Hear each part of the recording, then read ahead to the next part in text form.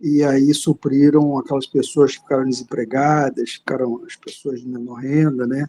Deu um suporte muito grande. Esse movimento cresceu muito, deu até origem a essas iniciativas que se ampliaram para combina, né, uma alimentação para quem pode pagar durante certo horário e depois já perto do final da tarde, 3, 4 horas por aí, já aquela 1 hora de servir alimentação sem custo, custo zero para as pessoas que estão em situação de rua, né? Então, isso aí vem dessa fase da UMPA, Movimento dos Pequenos Agricultores, que até hoje existe, e são, assim, digamos assim, uma âncora também para essa produção diversa que chega à área urbana e que também se desdobra até o mercado, né? Porque somados, eles implicam numa produção diversa e de quantidade. Não garante tudo, mas garante boa parte do abastecimento urbano do país, tá bom? Quer dizer, então, fechando, né, principalmente Mariana e os outros também para refletirem. Eu vejo assim, uma floresta e muitas ilhas de áreas com essa agricultura diversa, o que não implica num desequilíbrio do bioma. Convive, porque esse pessoal também não fica só na sua ilha. Eles interagem com essa agricultura, ou extrativismo ecologicamente equilibrado com o bioma, né? Então, você não tem uma destruição, você tem uma preservação da floresta. A interação é proporcionalmente e funcionalmente, em termos ecológicos e de bioma, plenos, né? Não, perfeito. É exatamente isso, assim, o conceito, né? Você ter um rodízio de espécies agricultáveis e que respeita o tempo de produção, né? No modelo atual, a gente tem produção em larga escala durante o ano inteiro, sem respeitar ciclos, por exemplo, tanto, né, da própria terra, do clima, como da própria planta. E aí, no modelo agroflorestal, além desse rodízio de espécies, como o senhor bem colocou, é o momento do ano próprio para aquilo. Então, é uma forma também de esperar o tempo da terra para conseguir produzir. Então, a coisa, de certa forma, mais orgânica, né? Mais natural, assim, o processo. Então, de fato, é menos agressivo para o solo, enfim, para N coisas ali onde ocorre. Uma outra coisa também, teve alguma resposta? Você escreveu, pode falar, Vanessa, sobre o Leonardo.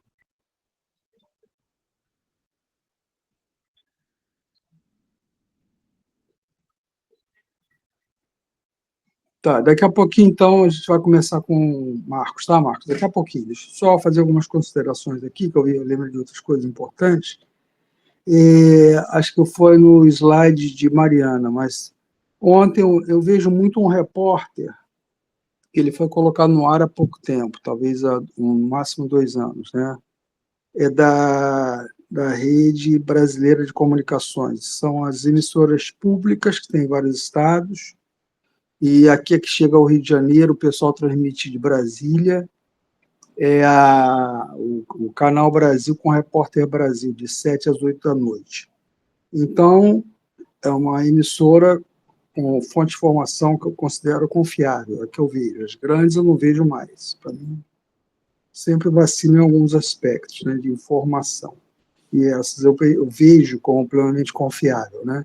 A gente vai ganhando conhecimento, a gente vai estudando, vocês estão nesse processo também, mais novos que eu, certamente, e a gente vai sempre fazendo leituras muito críticas das fontes que a gente acessa para manter o nosso conhecimento ampliado e atualizado, né?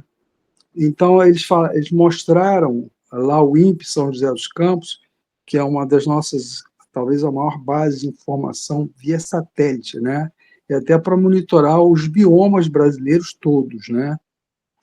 Tínhamos 1.500 funcionários especializados nessa área, hoje em dia já beira a metade, quer dizer, a outra metade praticamente foi retirada do órgão, né? Sabemos que no outro governo houve um desgaste das instituições que funcionavam, agora já temos uma recuperação do IBAMA, O IBAMA hoje já tem mais gente trabalhando, já tem, né? Então, lá, essa moçada que trabalha lá, no INPE, levanta as informações em tempo real digitalizadas, as imagens de satélite. Eles comunicam a IBAMA está em campo, tem várias unidades de ação, saem helicópteros, também acompanhados de policiais armados, para coibir esses infratores que estão desmatando largamente a floresta, né? Então, eles colocam intimação, citam a lei e proíbem o desmatamento, né? Quer dizer, com isso, do ano passado para cá, já se tem uma redução do desmatamento da Amazônia, já houve a redução de 30% do desmatamento da Amazônia. Quer dizer, a questão da tecnologia ela é fundamental, porque a tecnologia bem usada, ela realmente vai dar um redirecionamento à questão ambiental, à contenção desse largo desmatamento, com todas essas implicações que a gente está analisando, né, na sua abordagem, nesses questionamentos que nós estamos fazendo. Tá? Então, aqui a Jamile, como aluna presente, né, Jamile? O que a gente faz? O que a gente faz é relacionar várias coisas. Eu falei sobre a minha graduação, onde a gente tem tanto as disciplinas sociais e naturais, né? A geografia ela tem esse objeto de estudo maior, né? É o objeto dessa ciência que eu tenho estudado ao longo da minha vida. E aqui a interação nossa, o Marcos, sociólogo, a Mariana, bióloga e ecologista, a Vanessa com a matemática, a gente está mostrando a você como pensar hoje é assim. Hoje em dia, cada vez mais os cursos têm essa quer dizer, entre elas, e transa através delas com vários temas, né? O pensar em termos de hoje e o que se cobra nos vestibulares. Você está fazendo 2. Se inscreveu também no CCS 10, Jamile? Uhum. Ah, que bom. Então, você vai fazer 3, né? Está concluindo 3 até o final do ano, em dezembro. Então, a maioria das questões, até espera-se também na redação, sejam abordadas nesse sentido, intertransdisciplinares. Então, se você está sempre pensando assim, nas diversas matérias que você revisou e aprofundou e atualizou no vestibular, você tem capacidade de raciocinar bem nas questões e ter um bom rendimento nessas provas, tá bom?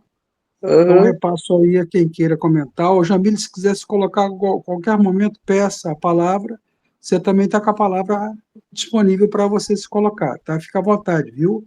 Só levantar a mãozinha, dar um alô, professor, professora, dirige, a quem você quiser, tá? Está aberta a palavra aí. Podemos, então, passar ao Marcos? O Leonardo estava com a internet instável, não é isso, Vanessa? Vanessa?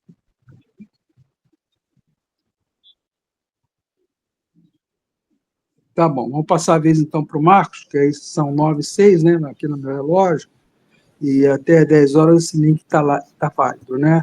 Vamos então, Marcos? A você, por favor. Vamos sim, deixa eu abrir minha apresentação aqui. Primeiramente, boa noite a todos. Boa noite, Jamile. Jamile já está acostumada com as minhas aulas, já conhece meu jeito de apresentar as coisas. Eu vou fazer a apresentação no PowerPoint, muito provavelmente eu não vou conseguir vê-los, e aí fica o mesmo recado, né? Qualquer coisa pode interromper. Jamile já sabe como é que eu funciono, às vezes eu vou enlouquecendo, aí eu preciso que alguém fale, calma aí que eu tô voando. Eu vou abrir aqui a apresentação. Fique à vontade.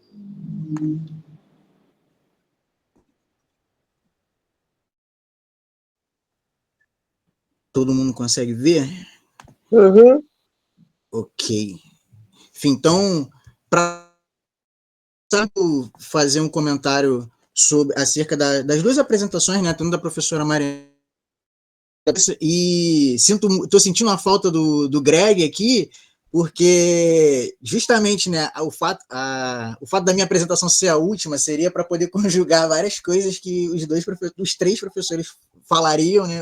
Daqui a pouco vem o Greg aí, mas só nas 2 apresentações aqui que já aconteceram, eu já marquei um monte de coisa no meu papel, falei, pô, isso aqui tem a ver com o que eu vou falar, isso aqui tem a ver com o que eu vou falar, então, se eu pudesse abrir as 2 apresentações, tanto da Mariana quanto da Vanessa, para poder mostrar tudo que eu gostaria de pontuar, ia ser perfeito.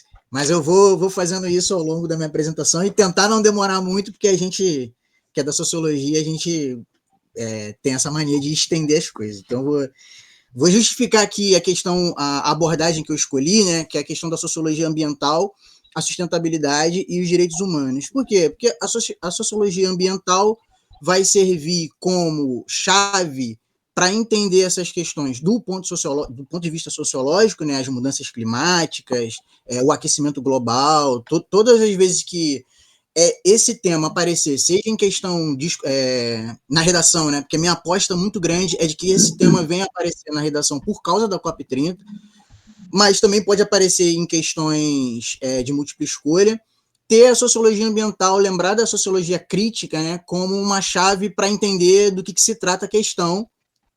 Em seguida, a questão da sustentabilidade, porque é um tema quente, que pode aparecer tanto na redação quanto em algumas questões, e fazer uma relação com direitos humanos, porque também é um tema quente. Se eu pudesse reunir todos os temas que eu acho muito importantes, essa apresentação ia ficar infinita, inclusive essa aula, que é um aulão, poderia virar um curso, por tudo que eu vi aqui da apresentação dos colegas. Então, fica, de repente, para a próxima oportunidade, a gente monta aí uma série de aulas juntando a interdisciplinaridade. Mas, então, vou seguir a minha apresentação aqui, trazendo a perspectiva da sociologia para pensar a questão climática. O primeiro ponto é pensar o seguinte, que as mudanças climáticas, de uma certa forma, elas sempre existiram, né? E aí os professores, a professora de biologia, principalmente, se eu falar alguma groselha, pode me interromper.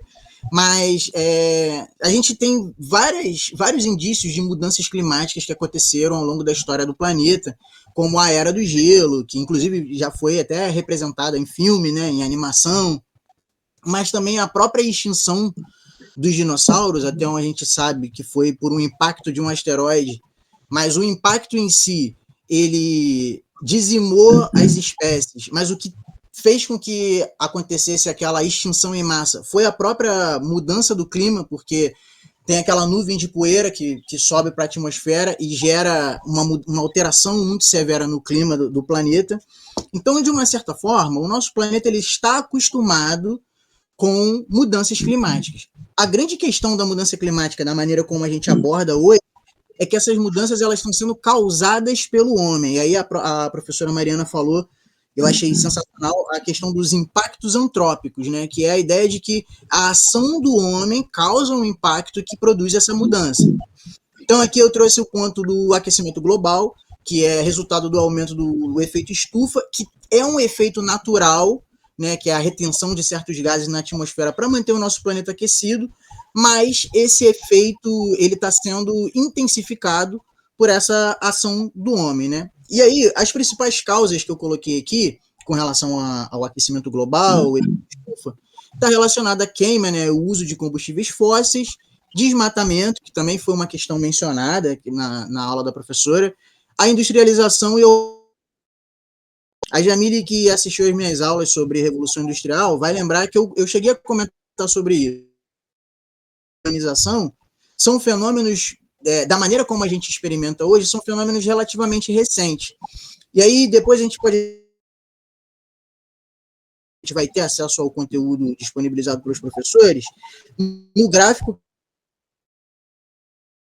dela, que mostra a variação da temperatura tendo uma subida drástica. E se a gente olhar as datas ali, nos períodos da medição, a gente percebe que essa subida, essa guinada, ela acontece justamente nesse período da Revolução Industrial, que acontece na Europa, e depois ela vai se espalhando para o resto do mundo a partir de movimentos da colonização, né, da exploração ultramarina, que foi uma questão que nós vimos nas nossas aulas. As consequências são diversas, eu coloquei aqui algumas, como o derretimento das geleiras, o professor Ortiz estava falando dos Andes, né, da perda de gelo nos Andes, aumento no nível do mar, secas e outros eventos climáticos que são extremos, né? Alguns exemplos, por exemplo, a gente pode tirar os incêndios da Califórnia, que, se eu não me engano, foram no final do ano passado ou no começo desse ano, que a gente viu aqueles incêndios assim extremamente horrorosos e difíceis de controlar, resultados desses eventos climáticos extremos. Aí o ponto aqui é que essa destruição da natureza, esse impacto, ele tem uma origem muito específica. E ela está relacionada a uma ideia de progresso. Até coloquei a questão aqui, né? A destruição em nome do progresso. Por quê? Porque essa ideia de progresso ele surge justamente da Revolução Industrial, como a gente viu, que está relacionado com o surgimento do modo de produção capitalista, né, que tem uma lógica de produção infinita de mercadoria, e que para que essa produção infinita de mercadorias aconteça, é necessário que haja uma exploração também infinita dos nossos recursos naturais, que são finitos. Né? O modo de produção capitalista, ele parte mais ou menos de um princípio ilógico de que os recursos naturais são infinitos, de que a gente vai poder explorar o planeta nesse ritmo infinitamente. Então, como eu coloquei aqui, o problema ambiental ele vai refletir desigualdades sociais e decisões políticas. Aí estamos falando de que o modo de produção ela é uma escolha política que vão privilegiar o lucro. Nesse sentido, a gente pode ter a ideia de que o modo de produção capitalista ele é a principal causa da crise ecológica global. E aí entra a sociologia ambiental, que é não necessariamente uma vertente específica da sociologia, mas vários autores vão começar a incluir a questão do meio ambiente nas suas análises. Então, a sociologia ambiental ela vai entender que o meio ambiente ele é um tema social e é muito importante que a gente pense nessa questão da maneira que como a sociedade se relaciona com o meio ambiente e como a nossa ação no meio ambiente tem reflexo na sociedade, e que esses impactos ambientais eles vão afetar de forma desigual as classes sociais. Quando a gente teve aula, por exemplo, sobre a urbanização, a sociologia urbana, a gente viu que o crescimento desenfreado das cidades ele vai gerando desigualdade também. Essa ideia de progresso ela não é uma ideia que é generalizada. Uma parte da população vai se beneficiar dessa ideia de progresso e uma parte da população vai ficar alienada desse suposto progresso, desse desenvolvimento. Nesse caso, os mais pobres eles vão acabar vivendo em áreas de risco, sem saneamento, e eles são as pessoas mais vulneráveis à degradação ambiental. Enquanto as pessoas que têm maior poder aquisitivo, eles conseguem, até certo ponto, né, como a gente viu, como eu falei aqui, o exemplo das queimadas lá, dos incêndios nos Estados Unidos, atingindo classes sociais mais ricas, mas de uma maneira geral, são os mais pobres que são os mais vulneráveis a essa degradação. Então, a sociologia ambiental ela vai colocar que a questão ambiental ela também é uma questão de justiça social. A gente precisa resolver a questão da desigualdade de uma maneira geral e a gente não pode deixar de fora a questão ambiental porque os impactos ambientais estão afetando as pessoas de maneira desigual. Eu pensei em trazer alguns autores até para falar de sociologia ambiental, mas por uma escolha pragmática eu decidi pular essa etapa porque não é um tema muito comum nas provas de sociologia do Enem trabalhar esses autores específicos, mas tem alguns autores que são conhecidos, por exemplo, o David Harvey, que é um geógrafo, a sociologia trabalha muito com ele para falar da questão ambiental, tem um filósofo húngaro que fala sobre isso, que é o Istvan Meszaros, um sociólogo americano chamado John Bellamy Foster, que vai falar também de sociologia ambiental, mas é raro cair esses autores no conteúdo de sociologia do Enem. Então, a gente vai dar esse salto para pensar muito na questão do modo de produção, que enfim, aparece bastante no Enem e que reflete essa lógica do capital e a contradição, né? Quando eu falo, todas as vezes que eu dou aula e falando do modo de produção capitalista e dos autores que abordam isso, especialmente o Karl Marx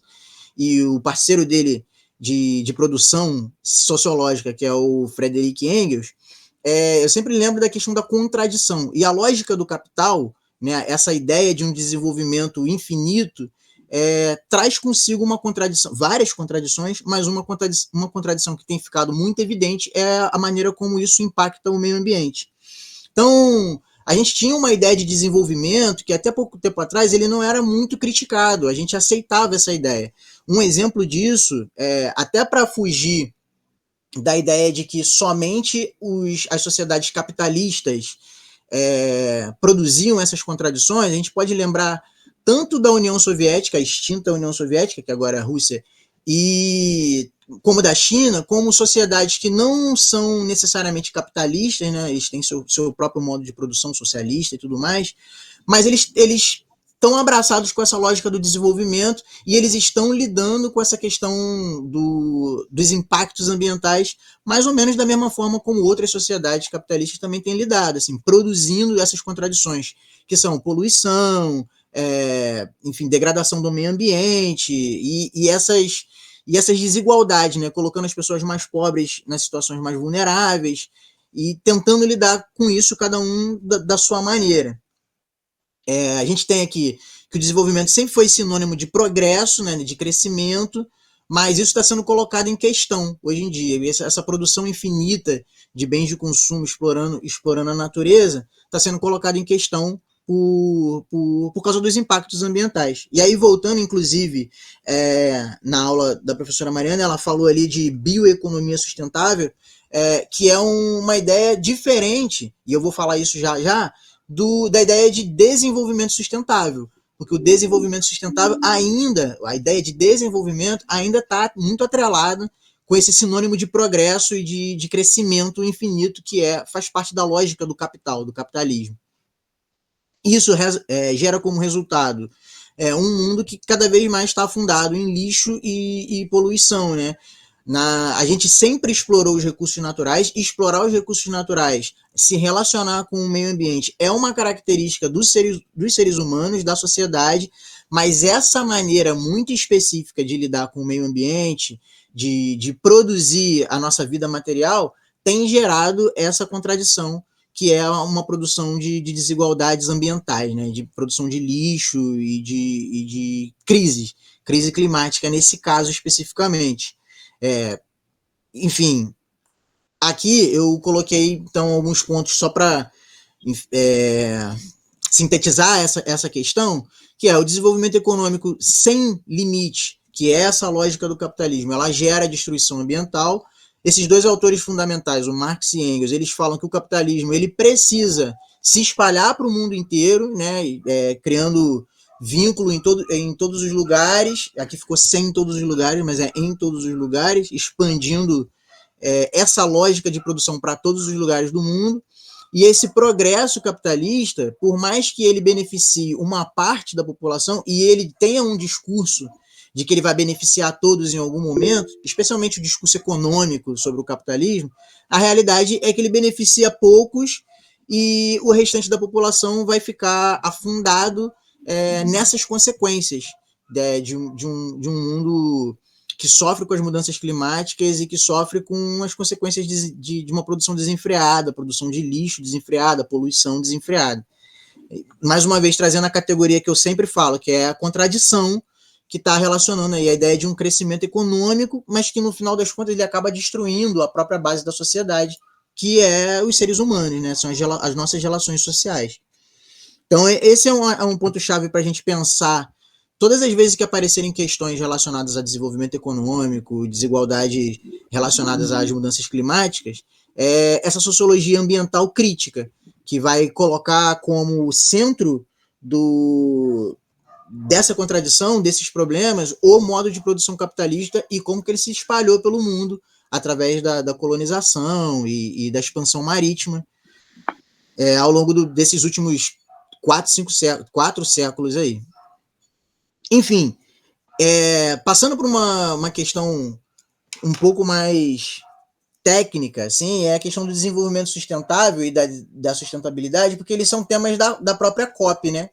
Então eu resolvi trazer esses temas aqui para até não porque eu acredite que eles vão cair como conteúdo nas questões objetivas, mas porque eu acho que a redação do Enem pode tentar abordar a questão da sustentabilidade, da COP30, das mudanças climáticas, e esses são conceitos que eu acho que são legais de serem utilizados na redação para vocês conseguirem para se conseguir tirar uma nota melhor, né? A redação é muito importante, ela tem um peso muito grande na realização da prova, ali na ponderação das médias, para você conseguir ter pontuação suficiente para entrar no curso que você deseja. Muitos cursos dão peso 3 para a redação, e um fator que eu acho muito importante para você conseguir uma boa nota na redação é trazer bons argumentos, elementos que vão impressionar a banca que vai corrigir a sua prova. Então, acho que são temas sensíveis, né, o desenvolvimento sustentável e a sustentabilidade, para ser usado como argumento numa possível redação que aborde esse tema. Aí aqui ficou muito grande, né? Eu trouxe esse documento, vai ficar disponível aí para os estudantes lerem, mas só para sintetizar a questão do desenvolvimento sustentável, é que na realidade não existe um consenso acerca desse conceito. A construção do conceito de desenvolvimento sustentável, ele na realidade ele é um aglomerado de discursos que estão disputando, assim, eles têm cada grupo de interesse tem seu próprio discurso acerca do que seria o desenvolvimento sustentável. Então, tem os cientistas produzindo seus conceitos acerca do que seria isso, as entidades políticas, movimentos sociais, governamentais, e eles estão relacionados com a ideia de desenvolvimento e progresso, que foi o que eu meio que questionei até aqui, pensando naquele ponto de vista da sociologia crítica. Qual é a grande questão relacionada, por exemplo, ao desenvolvimento sustentável? Essa falta de consenso. É que existe uma divergência de interesses, né? E aí eu queria trazer como exemplo agora o que está acontecendo aí há 20 dias atrás. O governo, o IBAMA, se eu não me engano, liberou a exploração de petróleo na margem equatorial, que é uma faixa ali mais ou menos de 500 quilômetros da foz do Rio Amazonas. E a gente tem discursos dos ambientalistas, dos movimentos sociais, mas a gente tem discursos oficiais do governo e de outras entidades políticas, dos cientistas, sobre os impactos dessa exploração de petróleo ali naquela área. Todos eles vão tentar trazer, de uma certa forma, uma ideia do que é a melhor prática com relação ao desenvolvimento sustentável, né? De um crescimento sustentado.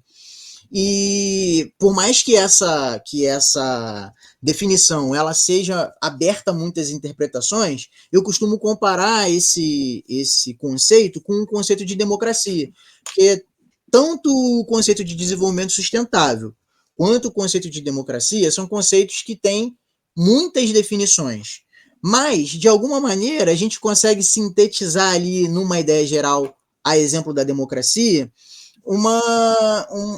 princípios, né, como no caso da democracia, de uma situação onde direitos políticos, sociais e civis estejam garantidos. Então, a democracia nos Estados Unidos vai alegar que aquele seu modelo de democracia garante esses direitos, os direitos políticos, civis e sociais.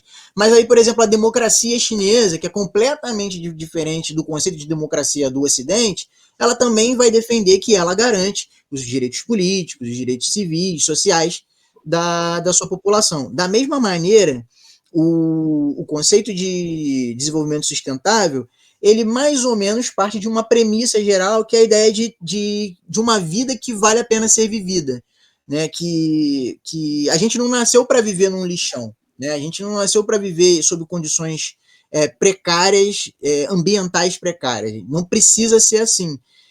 Só que cada um, à sua maneira, e a partir dos seus próprios interesses, vai tentar dar uma definição mais ou menos acerca do que é o desenvolvimento sustentável.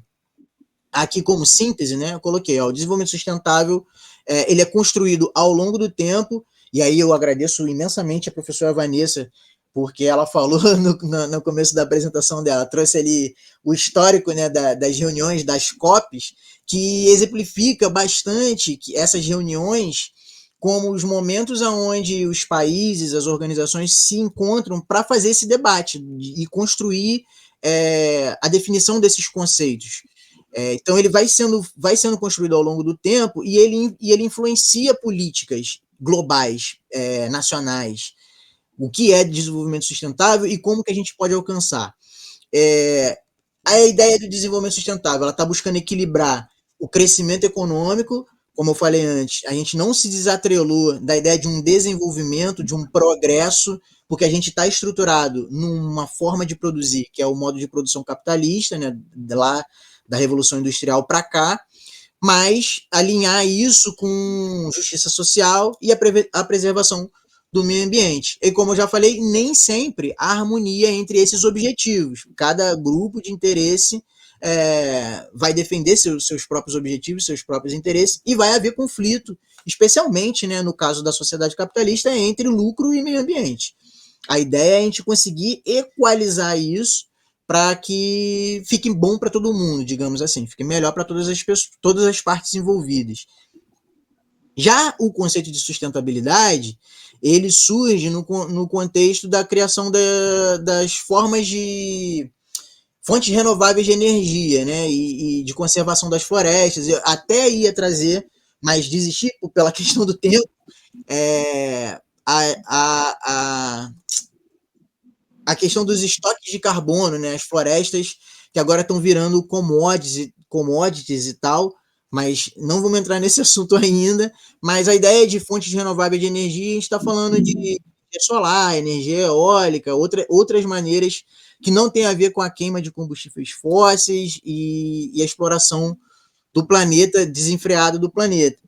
A grande questão da sustentabilidade é que ela virou uma espécie de slogan dos movimentos ecológicos e, basicamente, tem essa função de sustentar a ideia de que a vida humana precisa existir num ambiente que proporcione bem-estar para as pessoas. E, enfim, o que a gente tem construído a partir desse modelo que se tornou dominante depois da Revolução Industrial não permite que a gente construa isso. O que a gente está fazendo ao usar a sustentabilidade como um slogan, como uma palavra de ordem, é tentar trazer para a discussão a ideia de uma construção de um mundo onde a gente possa ter mais bem-estar, não só para nós, mas também para as gerações futuras.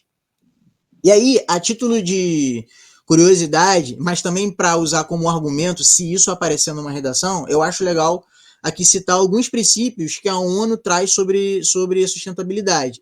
Aí eu coloquei aqui, né, o princípio precatório, que é a ideia de você agir, mesmo que você não tenha certeza científica absoluta, mas se você puder agir para mitigar o seu impacto ambiental, é um princípio da sustentabilidade que você haja. O princípio preventivo, que é você conseguir analisar e prever os danos antes que eles ocorram, para que você possa evitar. O princípio compensatório, que é para a gente conseguir compensar danos inevitáveis. Então, por exemplo, a atuação de uma indústria que inevitavelmente vai gerar algum tipo de dano, mas essa indústria ela é vital para o desenvolvimento econômico, então a gente vai ter a obrigação de compensar esses danos que são inevitáveis. E o princípio o poluidor-pagador, que é o mais fácil de lembrar, que é a pessoa que polui paga pelo dano. Muitas das vezes, quando a gente vê práticas de empresas aí acontecendo, inclusive acidente, né? Se a gente pode pensar nos principais acidentes ambientais, desastres ambientais que a gente viu, por exemplo, Vale, Samarco, o rompimento das barragens lá de Mariana e Brumadinho, a gente vê que muitas das vezes as empresas que são responsáveis por esses danos ecológicos, elas acabam se safando e não pagando pelo dano que elas causaram. Então elas estão rompendo, elas não estão sendo empresas sustentáveis porque elas não estão seguindo esses princípios. Elas não podem se alegar empresas sustentáveis, organizações sustentáveis, na medida em que elas estão ferindo esses princípios aqui. São princípios que norteiam ações que são sustentáveis e a responsabilidade ambiental de quem causa esses danos, de quem gera esses impactos. E aí, para não me estender e dar um fechamento para a minha apresentação, eu trouxe o conceito de justiça climática relacionado com direitos humanos, porque também é um tema importante para gerar argumentos para a redação, se esse tema aparecer lá. Que é o seguinte: a ONU, ela recentemente, em 2021, né, ela reconheceu o direito a um ambiente limpo e sustentável como um direito humano. Se a gente parar para lembrar aqui, a Declaração Universal dos Direitos Humanos, que foi proferida pela ONU lá em 1948, depois da Segunda Guerra Mundial, ela estabelece uma série de direitos que são inegociáveis, que são direitos dos seres humanos, da humanidade. Inclusive, essa Carta Universal dos Direitos Humanos é uma carta que ajudou muito a balizar, a dar suporte para a nossa Constituição Federal de 88. Então, a nossa Constituição é uma Constituição que está muito ligada à Declaração Universal de Direitos Humanos da ONU. Enfim, especialmente os artigos 5º e 6º da nossa Constituição, que vão estar falando ali sobre igualdade, direito à propriedade, direito à segurança, direito à educação no artigo 6º, à saúde, trabalho, são direitos essenciais à vida, né? Como eu coloquei aqui, saúde, moradia, alimentação, dignidade. E o que a gente vem percebendo é que as mudanças climáticas, elas impedem a realização plena desses direitos. Então, a degradação ambiental, ela acaba ameaçando o exercício desses direitos. Se a gente for parar para pensar o que aconteceu ano passado com as chuvas no Rio Grande do Sul, é um bom exemplo para lembrar também, de um efeito das mudanças climáticas que desalojou um monte de pessoas e que até hoje o governo ainda não conseguiu dar cabo de resolver o direito de moradia daquelas pessoas. Muitas pessoas ainda não conseguiram retornar para suas moradias, ou seja, a gente tem um direito humano que está sendo ferido aí. Mas não só esses, né? Então, as secas, a própria a possibilidade de desertificação da Amazônia coloca em risco o direito de alimentação, o direito à saúde de muitas pessoas. Então, por isso, teve essa resolução recente da ONU reconhecendo que o direito a viver em um ambiente limpo e sustentável é um direito humano. E aí, trazendo a questão da justiça climática e retomando para fechar tudo que eu falei até aqui, é pensar o seguinte: a justiça climática ela está relacionada à ideia de tentar equalizar os impactos ambientais. Por quê? Porque eles não são sentidos igualmente, como a gente falou. Existem grupos que são vulneráveis. Eu até coloquei aqui uns exemplos e que estão relacionados com os exemplos que a professora Mariana trouxe. Por exemplo, os povos indígenas, povos tradicionais, mulheres, crianças, as pessoas mais pobres. Ficou faltando colocar aqui, por exemplo, os idosos, né? Também são grupos vulneráveis. Ondas de calor afetam imensamente, desigualmente, mais os idosos. Questão de, como é que se diz? Enchentes e deslizamentos de terra. Por mais que o Estado consiga produzir alertas, avisos para as pessoas se prepararem, as pessoas idosas elas têm mais dificuldade por suas próprias limitações. Então, esses danos, esses impactos ambientais, eles vão afetar de maneiras diferentes as pessoas, diversos grupos, e a justiça climática ela vai buscar equalizar isso, né? Distribuir eticamente as responsabilidades e os custos da crise climática. Coloquei aqui como exemplo a responsabilidade dos estados e das empresas. Por quê? Porque os estados e as empresas, dentro desse modo de produção que a gente vive, são os agentes que mais têm poder. Então, são os principais responsáveis para colaborar, né, com essa equalização da justiça climática. Então, os estados eles devem respeitar e promover direitos humanos em políticas ambientais, é uma obrigação dos estados. E aí eu coloquei aqui uns exemplos de medidas que podem acontecer e que a gente vem vendo acontecer, como a criação, né, e promulgação de leis ambientais, acesso à informação, esse aqui é muito importante, proteção a defensores ambientais e a responsabilização de empresas. Eu falei ainda agora sobre responsabilização de empresas, dando um exemplo de empresas que passam batido, né, que não foram responsabilizados pelos crimes ambientais que cometem. Mas posso lembrar aqui também o caso que a professora Mariana lembrou também, das queimadas, do garimpo clandestino e dos ambientalistas que foram mortos em 2022, o Dom Phillips e o Bruno Araújo, que são defensores ambientais e que não foram protegidos pelo Estado, pessoas que foram mortas porque estavam tentando proteger as leis ambientais, proteger os povos tradicionais e as florestas. Então, em certa medida, o Estado não está cumprindo com essa função nosso dever de cidadão brasileiro é participar do jogo político para tentar cobrar que essas responsabilidades sejam devidamente cobradas dos responsáveis. E as empresas, que agora a gente tem as empresas com selo de sustentabilidade, justamente para responder essa demanda, mostrando que elas podem e devem adotar práticas sustentáveis e reparar os danos que elas causam. E aí, para finalizar, queria também agradecer a professora Vanessa, que ela trouxe os ODS, né, que são os Objetivos de Desenvolvimento Sustentável, que são objetivos que foram decididos ali pela ONU com prazo até 2030 para a gente enfrentar os desafios do mundo atual, né? A pobreza e a fome, a questão da saúde e da educação, igualdade de gênero, a água limpa e saneamento, energia limpa e tudo mais. E cada objetivo desse tem suas metas específicas e tem indicadores que ajudam os países e os governos a medir em que medida os países, os estados conseguiram alcançar esses objetivos. Aí são 17 objetivos que a gente pode ver aí em relação à redução da pobreza, zerar a fome, enfim, aumento da qualidade da educação, igualdade de gênero.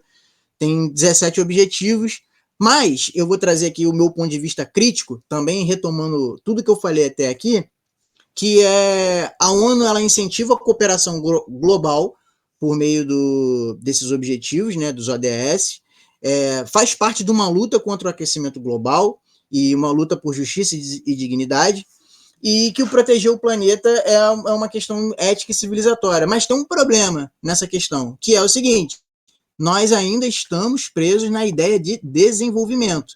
Então, boa parte dos países, até o momento, não cumpriu suas metas de desenvolvimento sustentável. Por quê? Lembrando que eu falei sobre desenvolvimento sustentável, porque existe divergência de interesse. Muitas das vezes, por mais que os países, os governos estabeleçam isso como metas, eles vão enfrentar o interesse dos lobistas, vão enfrentar interesses de grupos de empresas, grupos empresariais, que vão entrar em conflito e que, no geral, vão acabar impedindo que políticas sejam estabelecidas para que se alcance esse desenvolvimento sustentável.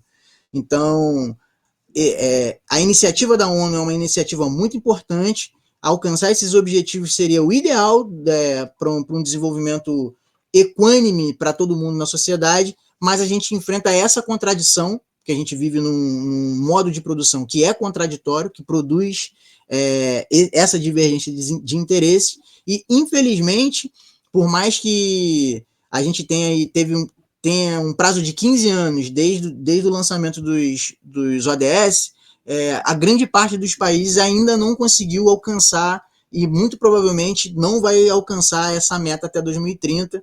Muito provavelmente na COP esse ano será discutido a alteração desse prazo, ou então uma redução nos objetivos, e isso acaba impedindo a gente de mitigar os impactos das mudanças climáticas.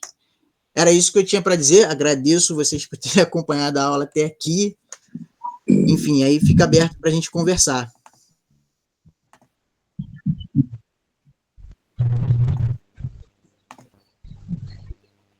Eu falo muito, gente. Minha apresentação fica enorme. Eu vejo aí, embora a Vanessa tenha feito a apresentação, né, mas também se colocou com relação a tudo que preparou, tá?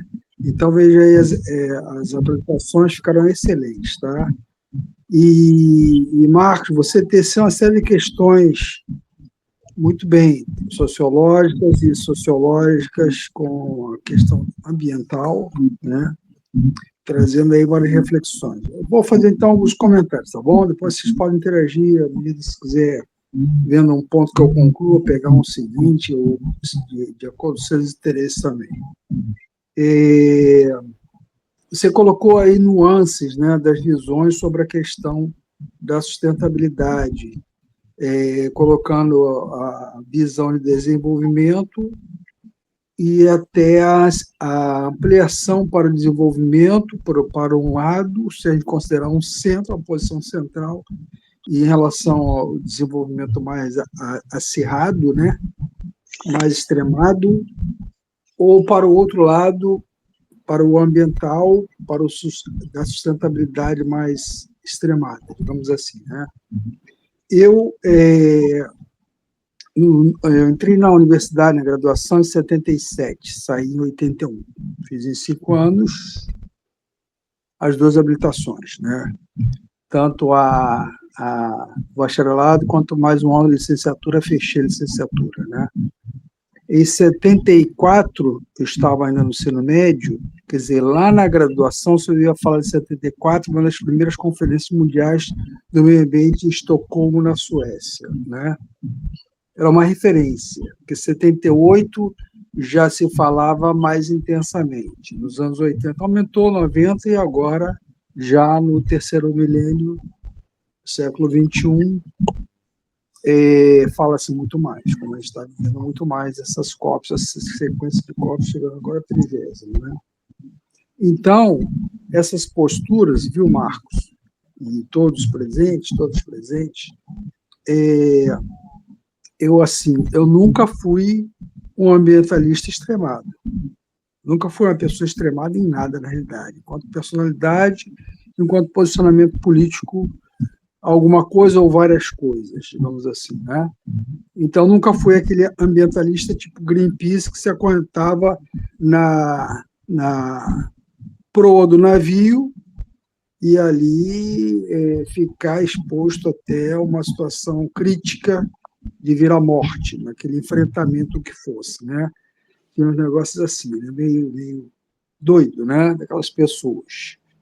Era para chamar atenção, para chamar a mídia mundial, para fazer reportagem, para dar impacto pela informação, pela situação que se vivia, ou projetar naquela dramatização arriscando a própria vida, digamos assim, né? Eu nunca fui. E de lá para cá venho refletindo ao longo da minha formação, da minha carreira, da minha reflexão sobre o mundo, sobre a questão ambiental. Como estou dizendo para vocês, cada vez mais a questão ambiental foi sendo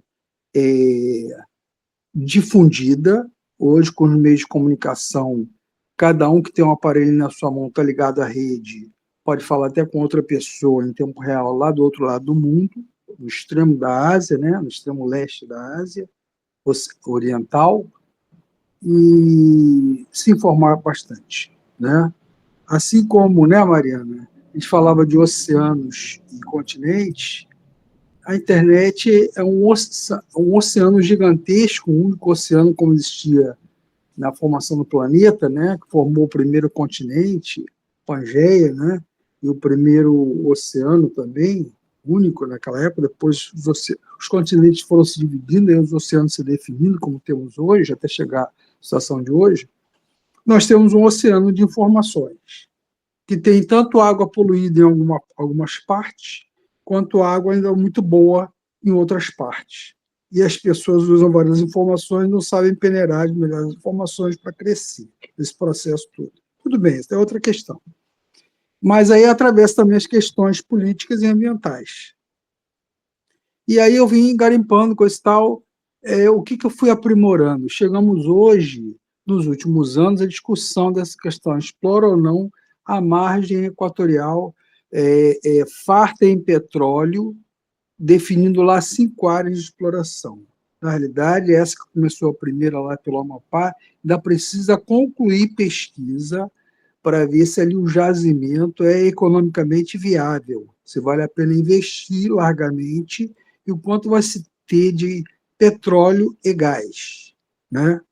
Essa questão está em processo de conclusão. E aí o IBAMA exigiu um projeto da Petrobras, sempre é feito, recusou o primeiro, agora que ela aceitou, dentro dos critérios, o segundo. Porque está posto que, bom, então vai chegar daqui a pouco lá as perfurações, dimensionamento daquela primeira área a ser explorada. É viável economicamente. Esse projeto que foi aprovado, ali já contém, que o IBAMA aprovou agora, as ações para mitigar, quer dizer, reduzir ao mínimo os impactos ambientais de qualquer vazamento de óleo, derramar óleo, Nós tivemos aqui, teve um vazamento há uns 5, 7 anos atrás, talvez 7 anos, até um pouquinho mais, na Baía de Guanabara, com relação ali a terminais de óleo que interagia entre navios com a Reduc, a refinaria Duque de Caxias, essa grande nossa aqui do Brasil e do estado do Rio, derramou e veio a causar grandes impactos lá no fundo da Baía de Guanabara, matando muitos peixes e até pássaros, né? Ficaram negros do óleo petróleo, né? Do óleo preto, né? E ali inviabilizou toda a pesca dentro da Bahia, lá com relação àquelas comunidades que vivem da pesca também. Quer dizer, quando se tem um bom projeto, aprovado pelo IBAMA, que é um órgão que foi restaurado agora nesse governo nas suas funções de controle ambiental, né? Análise e controle ambiental, aqueles relatórios, o EIA e o RIMA, Estudo de Impacto Ambiental, EIA, RIMA, Relatório de Impacto do Meio Ambiente, que é o desdobramento do EIA, é o EIA-RIMA, né? Que faz parte desse projeto que o primeiro a Petrobras apresentou, agora o segundo sendo aprovado pela IBAMA. Bom, chegou, se houver algum acidente, vai ser mitigado a ponto de os impactos ser mínimos e, de novo, desdobrando-se um controle e uma restauração daquele ambiente, ou seja, depurar o que foi ali contaminado, né? Então, eu passei a desenvolver uma concepção sobre a questão econômica, ambiental, sociológica, ou socioeconômica, ambiental, socioambiental, resumindo dois termos interligados, né? Essa questão da sociedade com a natureza, como eu falava, do objeto maior da ciência geográfica, de forma que não tenhamos grandes problemas. E assim, o que se caracteriza hoje no Brasil? Nós tivemos fases desenvolvimentistas, a de Getúlio, a de JK, os governos militares fizeram coisas grandiosas, a de se questionar o processo, porque foi naquele momento político. Agora vivemos outra fase desenvolvimentista, e isso suprime esses governos desse bloco desenvolvimentista, né? Na década de 2000 a 2010, 2013 2010 em especial, depois outros 2 mandatos, um completo, outro incompleto, e agora retomando esse atual mandato, né? Desenvolvimentismo, crescimento econômico e a questão ambiental. Desses mandatos todos somados, desenvolvimentistas, já do século XXI, nunca se viu uma preocupação tão grande com a questão ambiental. E um incremento maior, o que já vinha acontecendo, mas com uma maior movimentação, apoio, fomento do crescimento desse potencial alternativo, ou seja, eólica solar. Então, os estados do Nordeste, pela localização, pela questão latitudinal, né? São áreas tropicais, mais próximas ao Equador. Todas estão em faixas latitudinais tropicais, mais próximas ao Equador. Os estados do Nordeste, que é a região que tem mais estados, 9 estados. Então, a questão solar. Então, facilita a produção, a captação de energia solar, transformando em eletricidade. A eólica, ventos também ao longo do ano, né? Então, isso facilita a produção da energia eólica, o movimento das grandes hélices, daqueles captadores do vento, e transformando por energia mecânica e eletricidade. Só para vocês terem uma ideia, o Rio Grande do Norte, aquele ex-presidente da Petrobras, ficou lá uns 6, 8 meses, ele é uma pessoa muito bem preparada, teve lá num governo estadual desenvolvimentista de uma governadora, Tereza, se não me engano, e aí ele lá fez desenvolver muito a eólica, e o Rio Grande do Norte, em grande parte, se abastece por essa energia oriunda dos ventos, transformada em eletricidade, ainda exporta parte dessa eletricidade para estados vizinhos. Olha, vê o potencial, não é um estado grande, é o Rio Grande do Norte, né, do Nordeste, mas assim mesmo tem essa condição atual, pela energia oriunda dos ventos, né? Então, isso tem crescido muito, tanto lá, a questão dos ventos, quanto a solar que se vê em outros estados também, porque a insolação, como a maioria dos nossos climas são tropicais, além do equatorial predominante lá na área amazônica, e só o sul que é mais ameno, chamado subtropical, porque o subtropical, na realidade, ele é um clima meio que de transição, ele é de transição entre o temperado mais predominante na Argentina e no Chile e o tropical, né? Então, o subtropical ele é esse meio termo, ele é quente como o tropical, por exemplo. Várias cidades do sul alcançam 40 graus, 41, 42 graus no verão. Agora, no inverno, chega a menos de 0 grau. É um inverno muito frio. Então, isso aí já é mais temperaturas de temperados. E no verão chega a temperaturas de tropicais. Daí ele ser um clima de transição intermediário entre os dois caracterizados, o tropical e o temperado, né? Assim como o Mariano também falou, tecendo aí, né, Mariano, a questão das áreas de transição. Acho que o melhor exemplo é uma comunidade que hoje o pessoal fala muito, natural, muitíssimo bonita, me parece, pelas imagens que eu já vi, do Jalapão, né? Ali tem uma combinação de, você pode melhor delinear para nós, entre cerrados, não sei se pega uma pontinha da Amazônia, né? Pega alguma coisa do sertão, não sei, né? Você tem uma ideia do que seja exatamente o Jalapão? É uma área de transição entre biomas, né? Ali tem um pouco da influência do Cerrado, pega um pouco do Pantanal também, uma parte Mata Atlântica. A Mata Atlântica, Realmente. sim. Exatamente. Então, Mas tem características que misturam, né, esses biomas. vai reduzindo as espécies de um e vai se aproximando das condições climáticas e de relevo de solo do vizinho, e aos poucos vai aparecendo espécies do vizinho, né? Por isso que chama transição. Você não tem nenhuma nem outra caracterizada, mas você vai ter algumas localidades assim, assado com as misturas de um e de outro. Daí isso é muito rico. Tá bom, beleza. Pode mandar. Tá virando, né? Daqui a pouquinho.